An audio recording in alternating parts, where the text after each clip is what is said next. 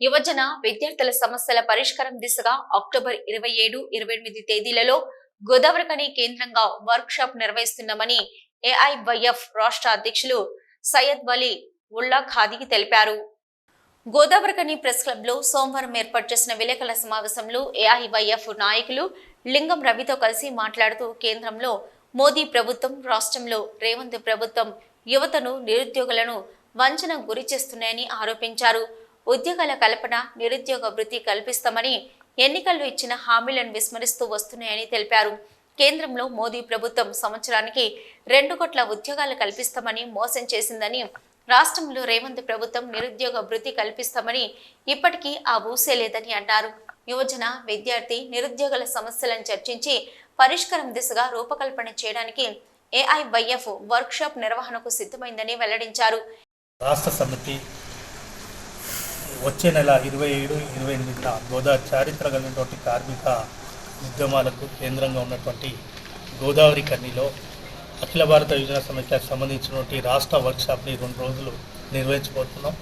ఈ వర్క్షాప్ ఉద్దేశం ఏంటంటే ప్రస్తుతం కేంద్ర రాష్ట్ర ప్రభుత్వం ఆలోచిస్తున్నటువంటి యోజన విద్యార్థి వ్యతిరేక విధానాలపై భవిష్యత్తు పోరాటాలు నిర్వహించడానికి, కార్యాచరణ రూపొందించడానికి ఈ వర్క్షాప్ నిర్వహిస్తున్నాం. ప్రస్తుతం కేంద్రంలో ఉన్నటువంటి మోదీ సర్కార్ అధికారంలో వచ్చిన తర్వాత అనేక యోజనకు సంబంధించిన యూత్కి సంబంధించిన అనేక వాగ్దానాలు చేశారు. సంవత్సరానికి 2 కోట్ల ఉద్యోగాలు కల్పిస్తారని చెప్పి ఇప్పటికి 10 సంవత్సరాలు అవుతున్నా కూడా కనీసం ఉద్యోగాలు ఇచ్చేది పక్కన పెట్టండి, కనీసం పబ్లిక్ సెక్టార్ని కాపాడడానికి కూడా ప్రయత్నం చేయాలి.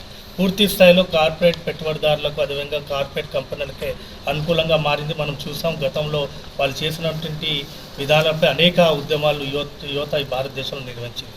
దాని కారణంగానే మోదీ సర్కార్కి కూడా అట్లాంటి గతి పడింది మనం చూస్తున్నాం. ఈ ప్రభుత్వం కూడా పూర్తి స్థాయిలో వాళ్ళు ఏర్పాటు చేసుకున్నటువంటి పరిస్థితిలో ఈ ప్రభుత్వం ఉంది. కానీ ఇప్పటికైనా కేంద్ర ప్రభుత్వం ఇచ్చినటువంటి హామీలను పరిష్కరించాలి, యువతకు ఉద్యోగాల అవకాశాలు కల్పించాలి. అదేవిధంగా ముఖ్యంగా తెలంగాణ రాష్ట్రానికి అయితే స్పెషల్ ప్యాకేజ్ ఇస్తానని చెప్పడం జరిగింది. కానీ ఇప్పుడు దాకా కూడా ఆ స్పెషల్ ప్యాకేజ్ సంబంధించి ఆ వాగ్దానం అట్లనే ఉంది. ఆ అన్ని విషయాలపై మనం మోదీ సర్కార్ ఆలోచిస్తున్నటువంటి వ్యతిరేక విధానాలపై భవిష్యత్తులో పోరాటం చేయడానికి అఖిల భారత యువజన సమైక్య వర్క్షాప్లో ఒక కార్యాచరణ తీసుకొని భవిష్యత్తు ఉద్యమాలకు సిద్ధమైందని చెప్తాం. అదేవిధంగా రేవంత్ రెడ్డి సర్కార్ని కూడా మేము విజ్ఞప్తి చేస్తున్నాం. మీరు ఇచ్చినటువంటి హామీలన్నీ కూడా పరిష్కరించండి. మీరు నిరుద్యోగ వృత్తి ఇస్తా అని చెప్పారు. ఇప్పటికే 8 నెలలు అయితే ప్రభుత్వం ఏర్పాటు చేసి ఇప్పుడు దాకా నిరుద్యోగ వృత్తికి సంబంధించినటువంటి కనీసం కార్యాచరణ కూడా ప్రకటించలే, నోటిఫికేషన్ కూడా ఇవ్వలే. అదేవిధంగా ఉద్యోగ అవకాశాలు కల్పిస్తా అని చెప్పారు. కానీ దానికి సంబంధించిన గ్రూప్ 1, గ్రూప్ 2 వాయిదా పడింది. దానికి సంబంధించి కొత్త తేదీలు కూడా ప్రకటించారు. కానీ ఇంకా చాలా సెక్టార్స్లో ఉద్యోగాలు ఖాళీ ఉన్నాయి. మెడికల్ సెక్టార్లో ఖాళీ ఉన్నాయి. మనము సింగరేణి బ్యాక్లాగ్ పోస్టులు ఉన్నాయి. అదే ఫిజికల్ హ్యాండిక్యాప్ సంబంధించిన బ్యాక్లాగ్ పోస్టులు ఉన్నాయి. ఇవన్నీ నింపాలని కూడా మేము రాష్ట్ర ప్రభుత్వాన్ని కూడా విజ్ఞప్తి చేస్తున్నాం. దానిపైన ఇట్లాంటి అంశాలపైన సుదీర్ఘంగా చర్చించి 2 రోజుల పాటు ఈ యొక్క వర్క్షాప్ని నిర్వహించబోతా ఉన్నాం. దీనికి జాతీయ కార్యదర్శి కామ్రేడ్ తిరుమలయ్య గారు, అట్లాగే మా రాజ్యసభ సభ్యుడు సంతోష్ కుమార్ గారు కూడా ఈ యొక్క వర్క్షాప్లో పాల్గొనబోతా ఉన్నారు. కాబట్టి ఈ ప్రాంత యువత అందరూ కూడా ఈ యొక్క వర్క్షాప్ని విజయవంతం చేయాల్సిందిగా కోరుతాం.